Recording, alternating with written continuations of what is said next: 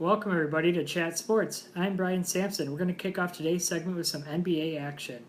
We're going to go ahead and talk about the Las Vegas Summer League, where the Los Angeles Lakers are taking on the Portland Trailblazers. The championship game kicks off at 10 p.m. Eastern tonight at ESPN. Portland Trailblazers are ramping up the trash talk. They sent out a tweet that said BLA 17 times. They also have their own BBB Big Baller brand. It's called Big Biggie Brand for Caleb Swanigan, who's averaging 14.9 points and 10.4 rebounds. Lonzo Ball will certainly want revenge as he looks to lead the Lakers to a Summer League championship. As for what shoes he'll wear, after posting a couple of duds with the Big Baller brand shoes, he's been putting up some pretty good numbers, including a couple of triple-doubles. Who knows what shoes he'll wear. Moving on to the beautifully run New York Knicks, new general manager Steve Mills says the Knicks would pursue a Carmelo Anthony trade if it works for everybody involved. This is according to Ian Begley of ESPN New York. He also doesn't rule out the possibility of Carmelo returning to New York next year. In what's a bit of surprising news, Houston Rockets owner Leslie Alexander has decided to sell the franchise after 24 years of ownership.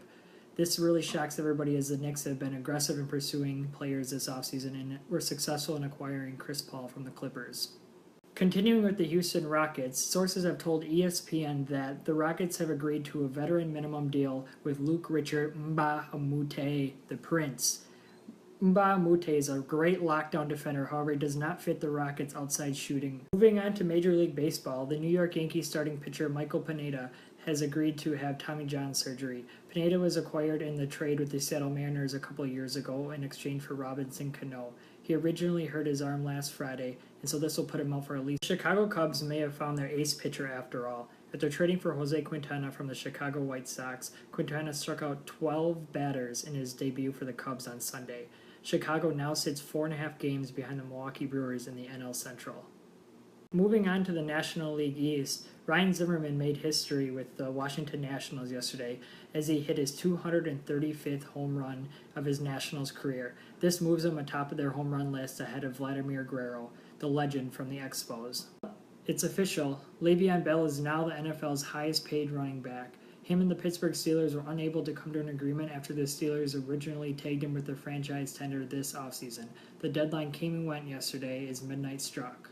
9 days before the Carolina Panthers are set to open training camp, DeAndre Williams has effectively taken them off of his no-play list. This comes after the team announced that they are firing general manager David Gettleman. Gettleman has been the team's GM for the past 4 seasons and has led them to 3 playoff victories. Calvin Johnson, Megatron, is back! Well, not in a way that we had all hoped.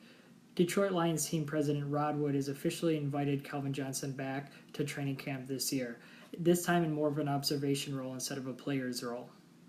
But still, in the last segment of the day, Dallas Cowboys running back Ezekiel Elliott was reportedly involved in a physical altercation with another man at a bar early Sunday morning.